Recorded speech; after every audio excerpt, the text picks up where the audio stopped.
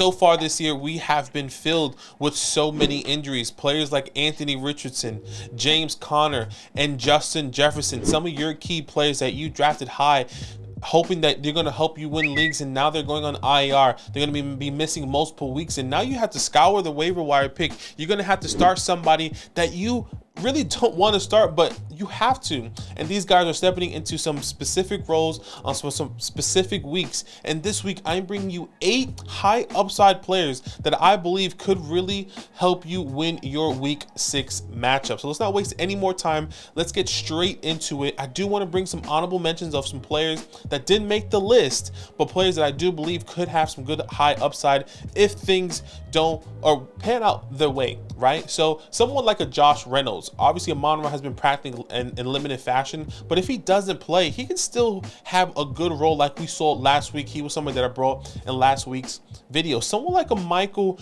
Wilson, who's going against a tough defense like the Los Angeles Rams this week. We saw what he did against the 49ers. He did have a dud week in week 5, but I think you can easily see him having at least 3, 4, 5, even 6 targets, maybe finding the end zone coming into this week. And hey, maybe he can be a high upside player for you. Jaleel McLaughlin is also somebody that I do believe could have a high upside play. Javonte Williams has been playing, but what I have been saying now for the past week so far is that Jaleel is clearly the backup. He's a more explosive, more exciting player to see when he's on the field over Samaje Perine, and I think the Denver Broncos and everyone there has been seeing that as well. So Jaleel McLaughlin, if you need and are in a pinch, I won't be surprised if he gets 10 touches, maybe a big play, maybe finds the end zone, whatever the case may be.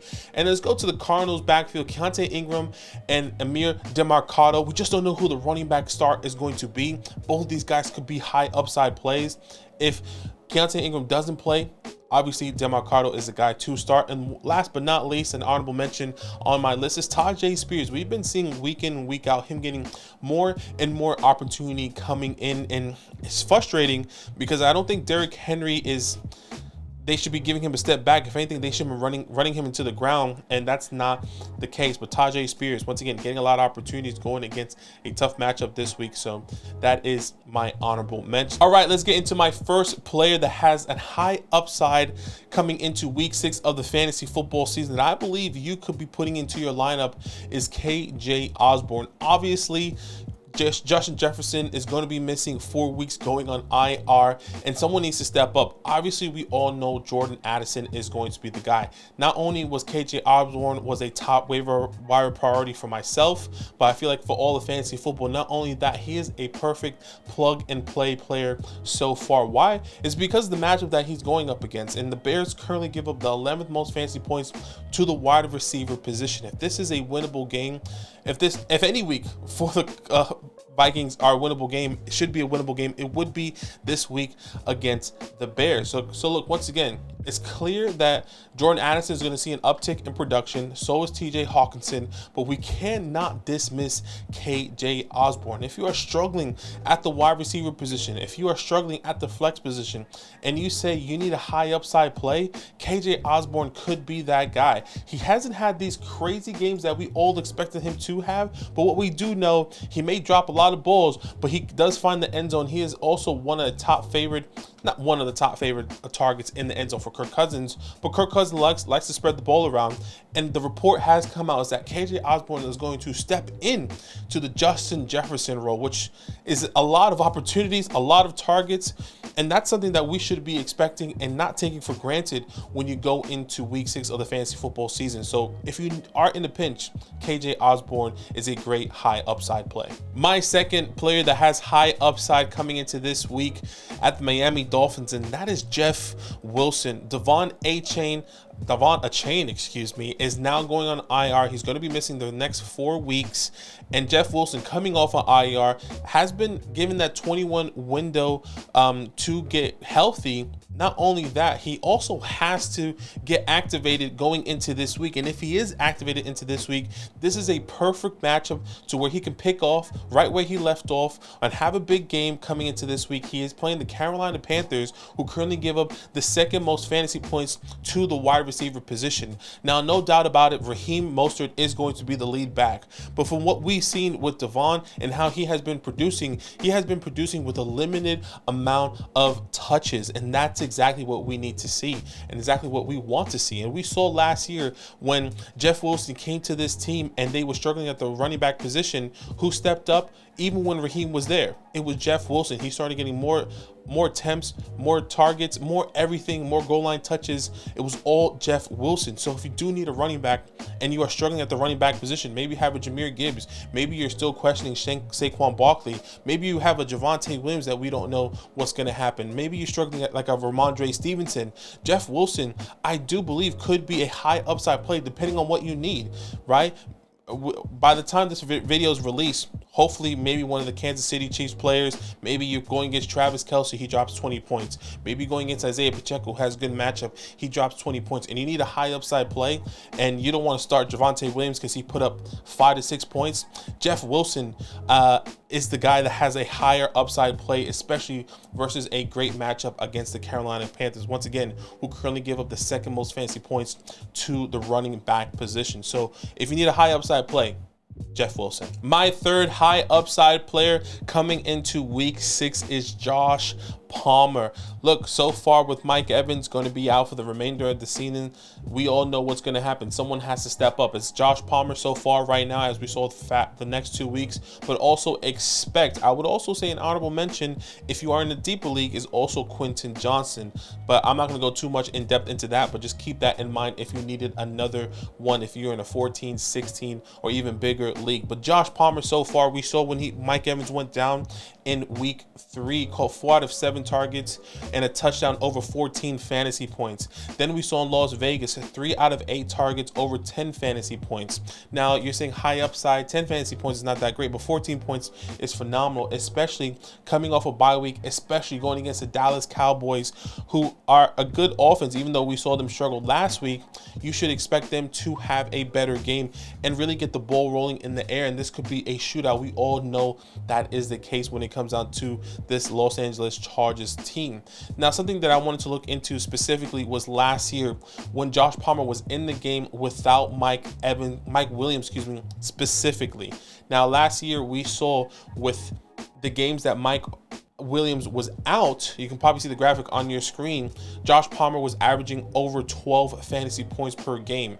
Now, that is not a massive high upside play, right? Because you also have to take into account that Austin Eckler was in the game, that Keenan Allen was in the game, and there's going to be these factors as well coming into this game as well. But what was those matchups? How did they lead? You know, all these different contexts are important. But what is good here, if you do need a high upside play, a good flex that is, you know, maybe you're struggling at the flex position, or you have injuries at the wide receiver position and you need somebody, or maybe other people's are on bye, you know, 12 fantasy points at the flex position, I think, is a great high upside play for Josh Palmer, who we know can handle that workload. We've seen have these boom games without Keenan Allen, without Mike Williams, and the list continues. And I think with someone like a Justin Herbert coming into a game versus the Dallas Cowboys, that is going to be a tough matchup. I do believe Josh Palmer could be easily a high upside play going into week 6. All right, let's get into my next player here.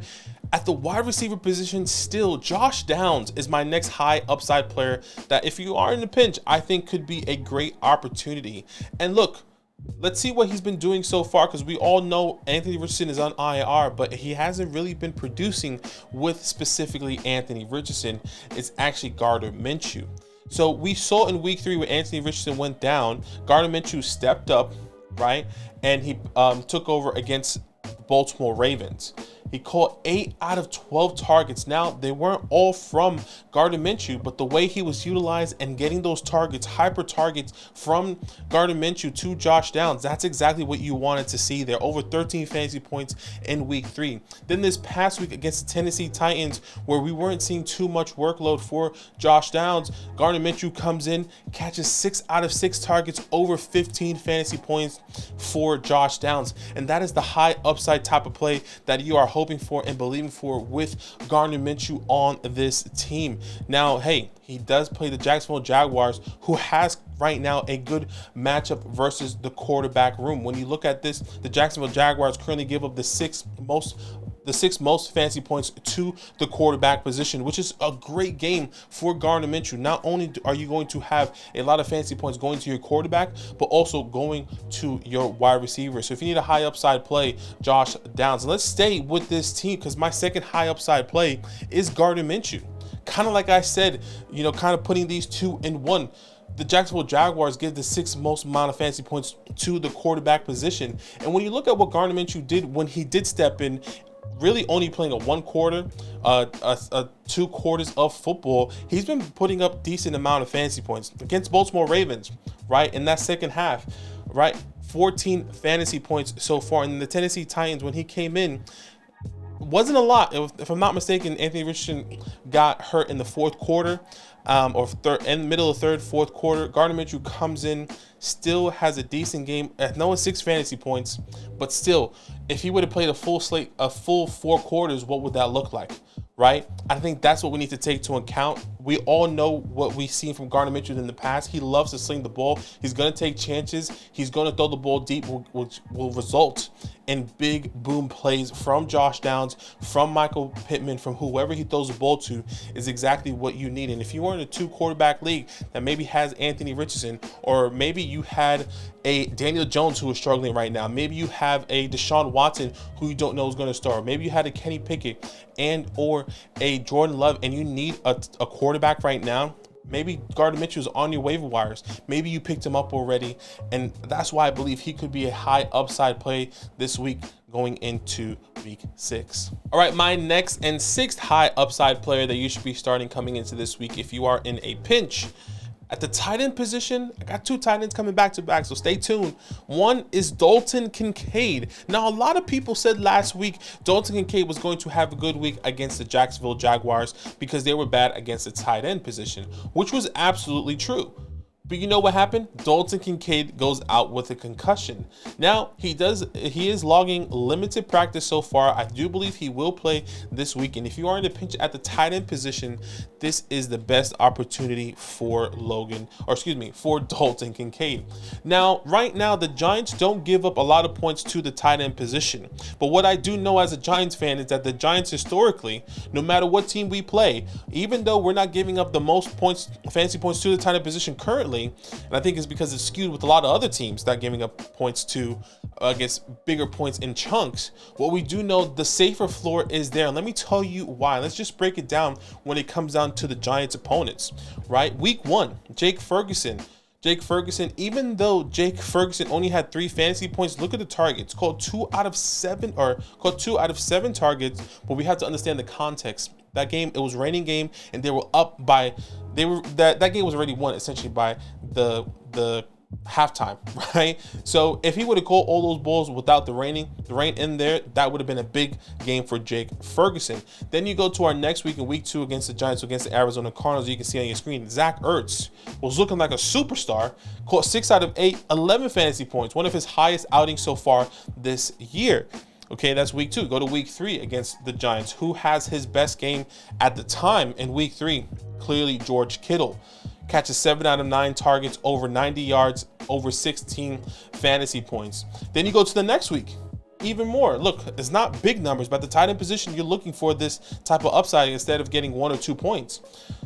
Noah Fant, remember, he only catches 2 targets, but what does he do? He breaks that long run on the sideline and gets over 8 fantasy points that week. It just depends on what you need coming into this week. And there are a lot of tight ends right now that are struggling that you're saying, man, should I start Dalton Kincaid right now over? Like, how can you trust Darren Waller against Daniel Jones? With Daniel Jones in this offensive line, I'm not necessarily sure. What about a Dalton Schultz, a Hunter Henry?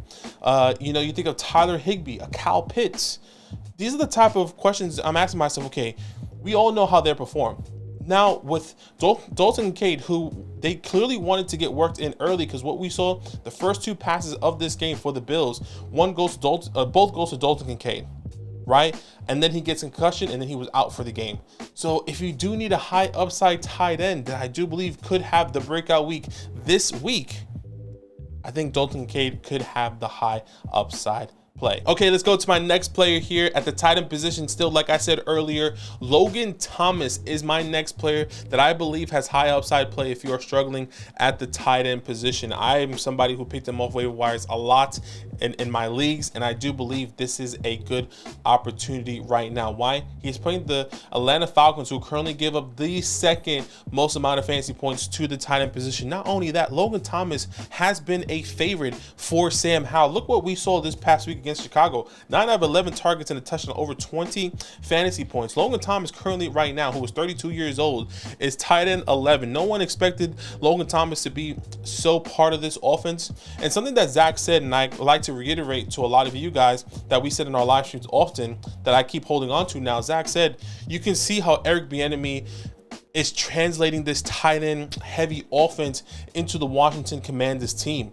I mean, Logan Thomas is clearly a favorite target for Sam Howell. He is clearly the safety blanket. He's clearly the big boom plays for this team. And it's really frustrating because if you own someone like a Terry McLaurin or Jahan Dotson, it's been really frustrating because Curtis Samuel is the one that's taking all the opportunities, and also Logan Thomas. So if you are in need of a tight end, I will be starting him. And I'll go again with some tight ends again this week of who I'll be starting Logan Thomas over. Darren Waller, Hunter Henry, Dalton Schultz, Kyle Pitts. I think you can have a conversation with a Cole Kmet as well, who is currently tight end 4 on the season. Evan Ingram, I think there can be conversations for Evan Ingram that you can start Logan Thomas over just based off matchup. Right? Just purely based off matchup and what we believe and what I believe Logan Thomas could be and bring to you coming into week 6 of the fantasy football season. All right, last but not least, my player with the high upside. I brought him last week. I'll bring him again because I think he can have an even better week. Last week, we saw Jamar Chase go off, and that was Jamar Chase game. It was like, hey, I'm Joe Burrow, and that's my wide receiver, and we're back. And that's exactly what happened. But I do believe that obviously every single team is different. This defense against the Seattle Seahawks is different. Tyler Boyd is somebody that I do believe can still have a high upside play. Why is that? It's purely based on the targets that we saw this past week. Caught 6 out of 7 targets, just under 10 fantasy points. Does he find the end zone? Does he get more opportunities? Because they are going against the Seattle Seahawks, who have a great secondary. Jamal Adams, Devon Witherspoon, the list goes on. It gets better. And Jamar Chase is going to have a harder opportunity operating against, like we saw he went against the Arizona Cardinals this past week. He was wide receiver 1, dropping over 50 fantasy points this past week. It was crazy. I don't think that's going to happen again. I think they're going to struggle, and I think Joe Burrow is going to have to look to Tyler Boyd. Look for Tyler Boyd in the middle of the fields as your T. Higgins role. And obviously, this is a big caveat if T. Higgins doesn't play. Currently, right now, T. Higgins did log a limited practice as I am recording this video. Does he have a setback in the next couple of days? Does he continue to practice in full? If that is the case, you definitely don't want to start Tyler Boyd if T. Higgins plays. But if T. Higgins doesn't play, clearly Tyler Boyd is the high upside play. Guys, Tyler Boyd, Logan Thomas, Dalton Kincaid, Gardner Minshew, Josh Palmer, Josh Downs, Jeff Wilson, and KJ Osborne are my 8 high upside players coming into week 6 of the fantasy football season. Comment down below with any questions, comments, concerns, any start-sit questions that you do have, or maybe struggling with any last-minute ones. And right before I let you go, flockfantasy.com/land, the best place to support what Zach and I are doing here. Maybe you're watching this video saying, dang, where can I get these rankings from? Where can I get weekly rankings that Zach puts out for you guys? Flockfantasy.com/land.